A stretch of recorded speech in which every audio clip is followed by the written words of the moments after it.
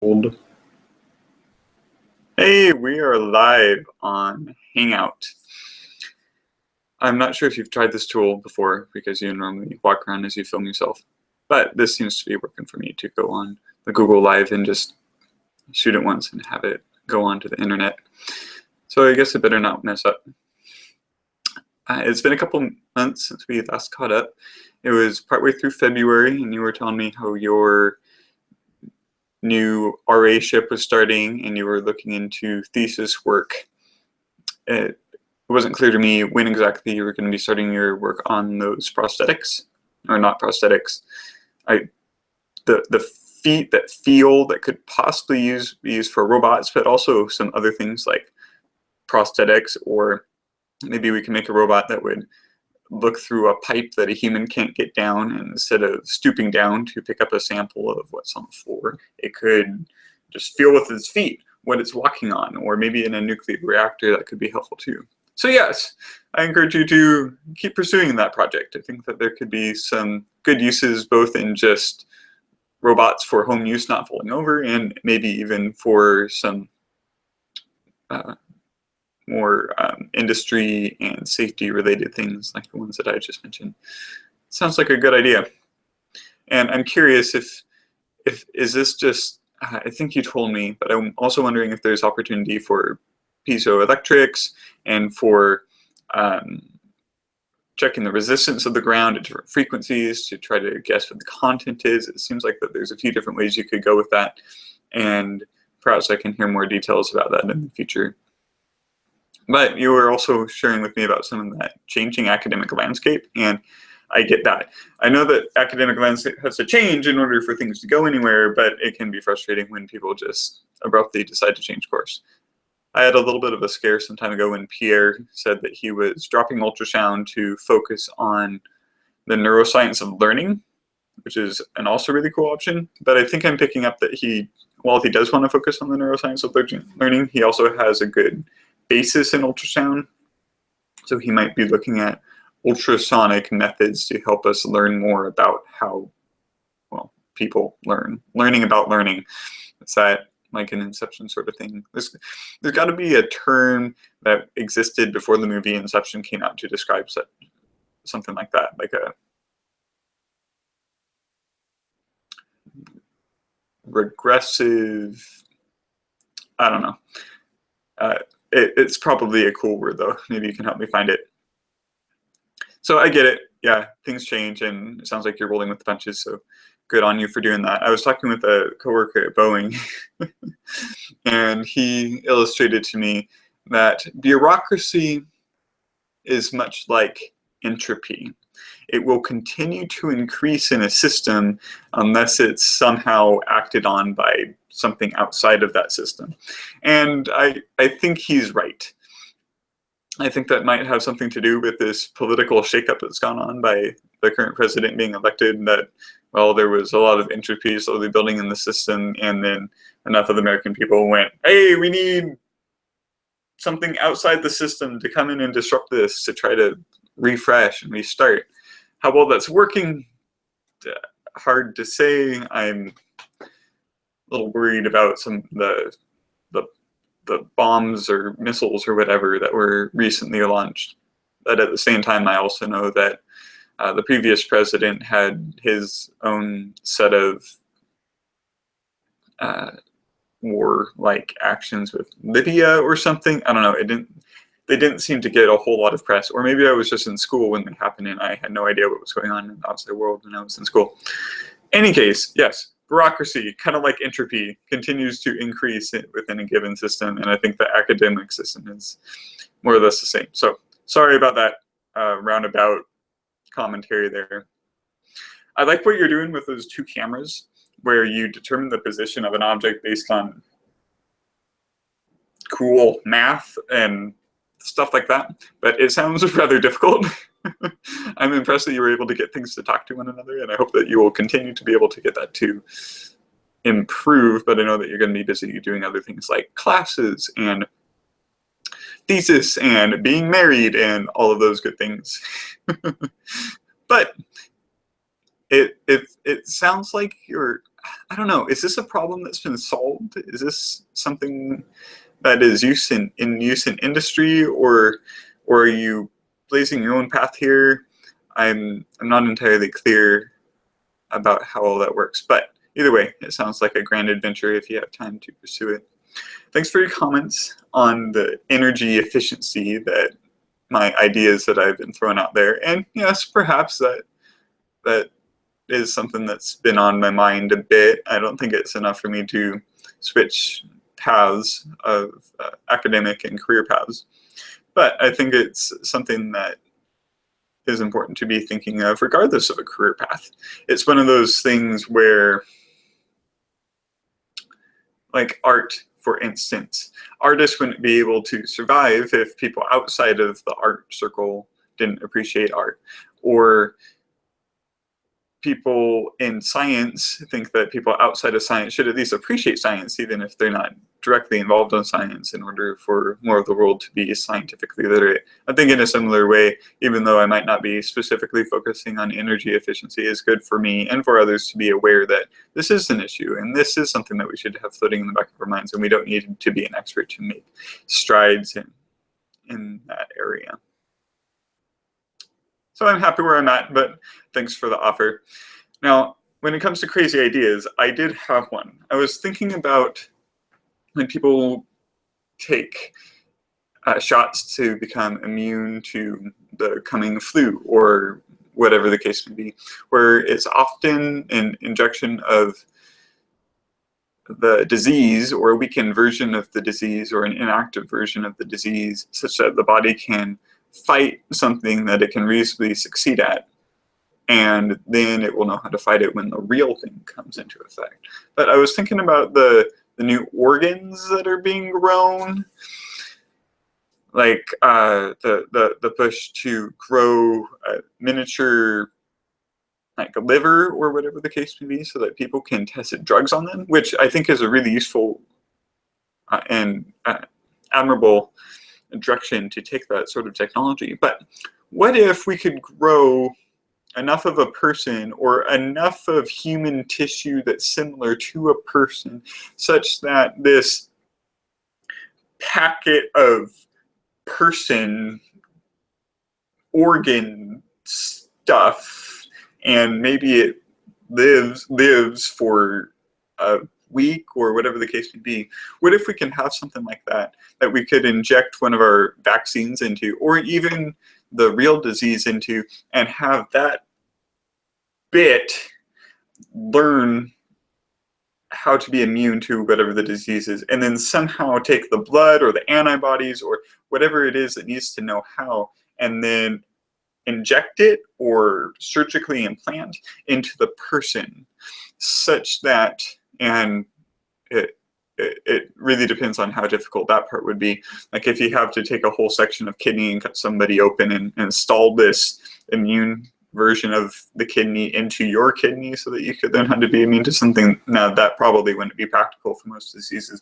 But if it's something like filtering out the white blood cells, or whatever else floats around the blood cells in the blood that needs to know how to fight whatever this is, and then filter that into your blood just with an IV or something like that, I think that there could be something to that. Now, I clearly don't know I hardly know anything about this technology. I just kind of know that it exists, at least a little bit, and I'm wondering why we don't use it, not just to test drugs, but also to see if we can learn how to become immune to something without having our bodies personally learn how to become immune to it, and possibly go through the being sick or whatever that sometimes comes with that. So I'm curious what you think about that kind of weird, futuristic, make something else do the work for me sort of tactic. It sounds like that this idea would like being a person would mean something different. If not only it used to be that we had to douse or overcome this particular disease ourselves, then it was we just have to overcome a weakened version of that disease ourselves, then it's something else outside of our body overcomes this disease, and then we learn how to vicariously through that. It's a weird thought, but I would be curious your responses to that. I am starting to work on the thesis too. Thanks for sharing with me about yours. And my thesis is about ultrasound, as I've told you, and ultrasound, how it works on the brain, working on a project that has to do with how does ultrasound interact with brain with multiple sclerosis and brain without multiple sclerosis. And at this point, there don't seem to be huge differences, but there might be enough that we can write a paper on it. Perhaps what's more interesting is what happens when the ultrasound is off, as in you turn on the ultrasound, then you turn it off, and looking at the difference that it makes, and the difference that the ultrasound has when it's off. After the ultrasound is turned on and before it's turned on, it doesn't look like that it necessarily comes back to the exact same baseline. So we're looking into some things about that too. Now, the crazy idea and I'm not sure if this idea is going to work, the crazy idea that we want to try is, what if we can focus ultrasound at a particular point of brain, at a particular frequency of ultrasound, such that that brain wiggles, and when any electrically charged piece of something wiggles, then you can read the effects, right? If I took a charge and I wiggled it right here, and if I were measuring over here what's happening here, then I should be able to read the oscillation of the electric field. Shouldn't the same thing be able to happen with the brain? So the thought is, if we can put that wiggle at a specific spot in the brain, that we can have a high frequency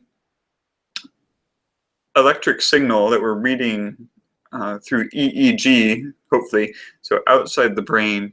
And if we can filter for that particular wiggle, maybe at that high frequency, maybe we can what's called demodulate this in order to see the lower frequency EEG or lower frequency brain signals that are happening right there at that particular focal point. Which, I'll let you think about that for a moment. Kind of get it? Kind of like AM radio? Yeah, it took me, I had to think about it a while before I really understood what sort of thing that we were talking about there. But imagine the implications if we could say, I'm really curious what's happening at this, let's say centimeter, this cubic centimeter of brain. We could potentially look and see.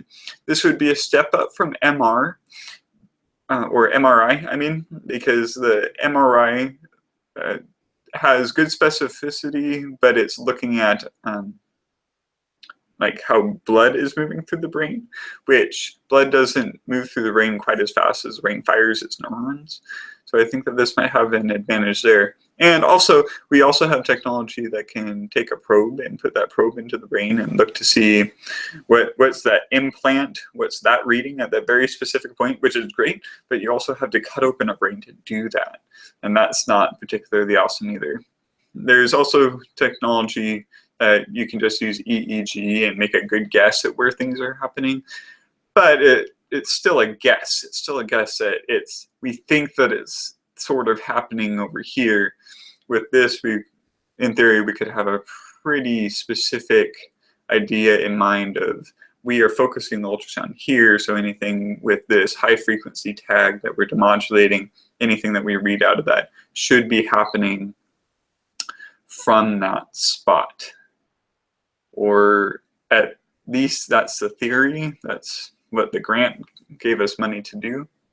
We're hoping that it works, because that could be incredible if we could really read somebody's brain at a particular point of interest.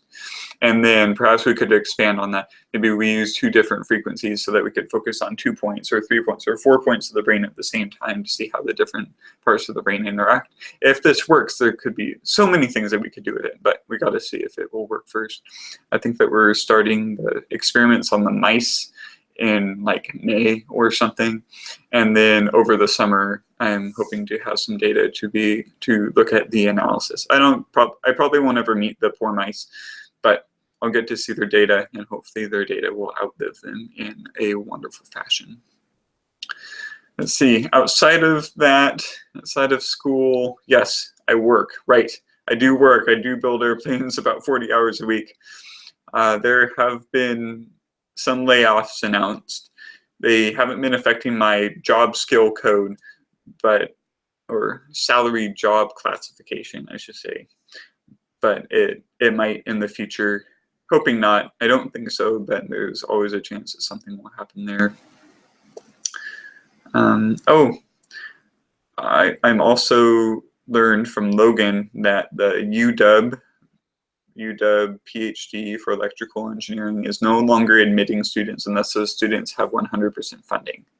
So that's good, and that's also not so good. That's good, and that if I get admitted, hey, 100% funding for the first 4 years. But if I'm not admitted, or they might not admit as many students because everybody has to get full funding, so it might be harder to make that bar.